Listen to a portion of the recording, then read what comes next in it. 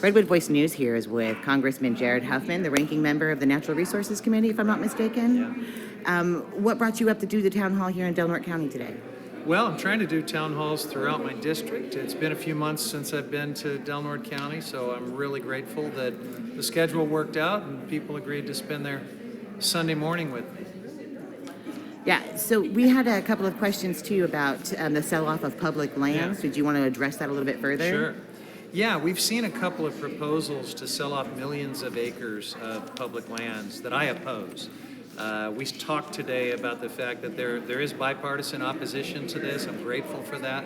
But there continue to be people in the White House and in the Interior Department that want to push this agenda. So I think those of us, if you're hunters or anglers or outdoors persons who care about access to public lands, who don't want to see them sold off and privatized, this is a moment to kind of throw the rest of our politics aside and come together in defense of public lands. So there's questions too today about healthcare and provider access and things. With Project 2025 now that Trump has come out and said that he does endorse it and it is part of his platform even though he had denied it when he was a candidate, how will that affect Del Norte County and our healthcare? So look, last year I was lighting my hair on fire about Project 2025, not because I was trying to play partisan politics, but because I read this hundreds of pages, this dystopic blueprint for taking over our democracy, and it alarmed me. I'm not surprised by any of the stuff we're seeing. It was all written down. And you just asked me about privatization of public lands. That's part of Project 2025. It basically is about looking throughout our government at many of the things that work really well, like the National Weather Service and NOAA and our science institutions, our public lands, and trying to spin them off and privatize them, the Postal Service.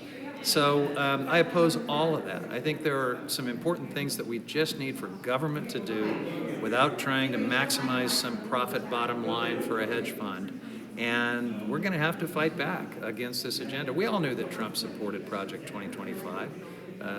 No serious person believed him when he said he didn't know what it was about. He hired the guy that wrote it to be his most powerful Office of Management and Budget Director, the guy that's running the show right now in the White House. So there's really no secret here. But I agree with you that there's no secret, but you say that in unserious people. I get to have coffee in the mornings at Fisherman at 6 o'clock with a bunch of the retirees, Republicans, and they genuinely believe that it was so outlandish that he would never support such a thing. Well, I hope they feel lied to. I hope they feel betrayed because I think they were. Yeah. Okay. So we had a couple of other questions in the community. I know James wanted to know what your bowling average was. What a nice kid. Isn't he great? I've got a real soft spot for folks with developmental disabilities. I have an autistic son, and I love Special Olympics and just what that does for kids and families and others. So yeah, if I come up here sometime and can bowl with James, that'll be a good day. So what is your bowling average? Do you know? I've got no good at it. Yeah, I bowl less than 100. He'll beat me. He beats me all the time. I have a few more questions for you. We had heard from veterans today that are deeply concerned, career veterans, about what Trump is doing with the military and the mass assembling of generals and the threats of being fired if they don't go along, and the solidarity to him and not to the Constitution. What do you have to say about that to the veterans within our community? Well, I agree with them, and I'm frankly pleased that veterans are disturbed that they are speaking out. They're our best messengers on this, by the way. Folks who have taken that oath, put themselves on the line for our country in military service. They know what honor is, they know what their oath was, and so I think we need them to speak up and to push back. It was really alarming to see those generals assembled in one room and basically told to sit there and listen to a whole bunch of crazy, unconstitutional, partisan extremism, and to be told that they would be fired if they refused to follow orders. So I'm not exaggerating to say that we have really crossed a Rubicon here into authoritarianism, but I'm hoping that the institutions, including those generals and military leaders, will remember who their oath is to and will refuse to follow unconstitutional orders. And I'm hoping that veterans and service members like the ones we heard from today will speak up because they can be super effective in pushing back.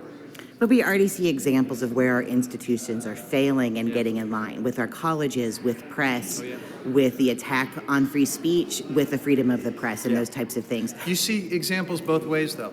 You see institutions like Columbia that are folding and capitulating, and you see others like Harvard and many others that are declining to do that, that are pushing back, that are going to court and winning. Same thing with law firms. Some of them folded, thought they should cut a deal with Trump, and it ends up that that deal doesn't mean too much, and the ones that decided to stand and fight actually won. So this is how it works with bullies ever since, the playground in kindergarten.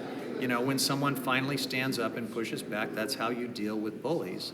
And I hope that whether it's higher education or folks in the military or folks in the free press, that all of us will collectively sort of remember that playground lesson, that's how you deal with bullies.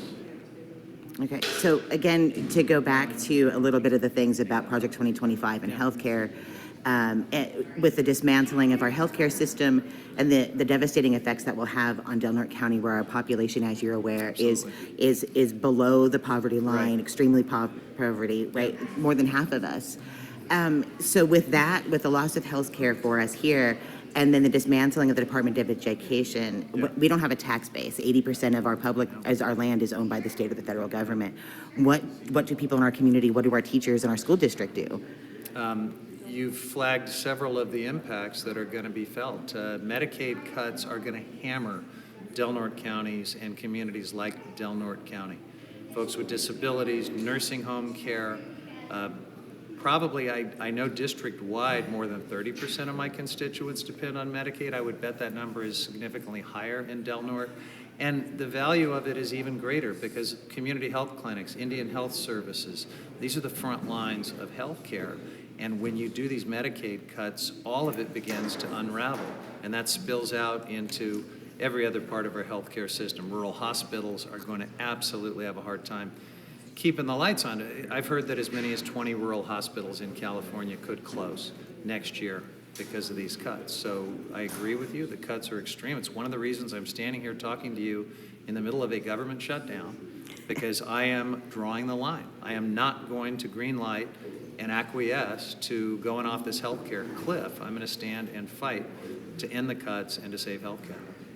So with the loss of the Department of Education and those funds here, if those block grants become available again, how are you going to help us get those back into Del Norte County? Is there something that you can do? We'll see how it works. I oppose eliminating the Department of Education.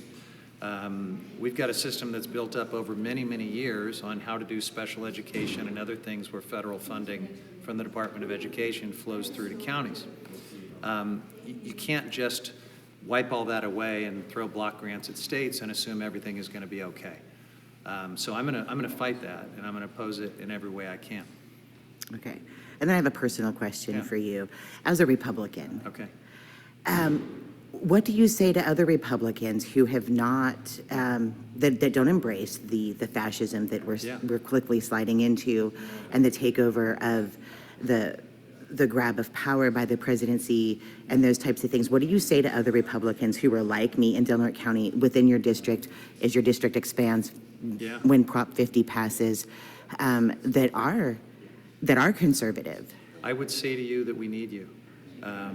You're the normies, so-called normies, right? The ones who have not signed on to this crazy MAGA train, by the way, which is so inconsistent with historical Republican values. It really is. It's just remarkable to me to watch the ship of MAGA Republicanism sort of sail away from the GOP that we've known for all of these decades. It just bears no resemblance. It doesn't. So I thank you for being on Team America. I guess the real answer to your question is, yeah, I'm I guess nominally a liberal Democrat. I don't think this is a liberal or a progressive or a conservative moment.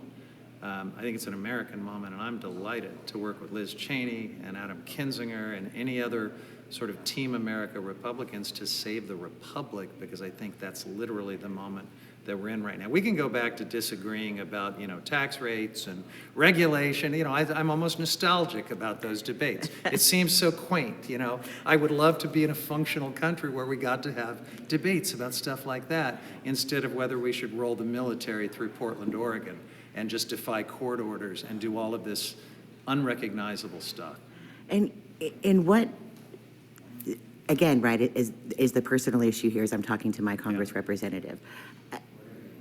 What do you say to Republicans who have a hard time trusting that Democrats have the willpower, have the fight within them to stand up to constitutional crisis after constitutional crisis, where literally, like, it's let's throw everything at the wall and see what sticks? Look, the Democratic Party is not a perfect institution. Okay? No, so it's not. Guilty as charged, right?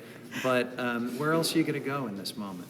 I mean, pro-democracy Republicans are going to have to work with Democrats in this moment, and we're going to have to put aside some differences in service of the higher priority, the higher imperative of saving democracy. And I just think party labels should fall away in a moment like this, and we should think about what it means to be fellow Americans. Thank you so much for your time, Congressman. I appreciate that. Thank you. Thank you.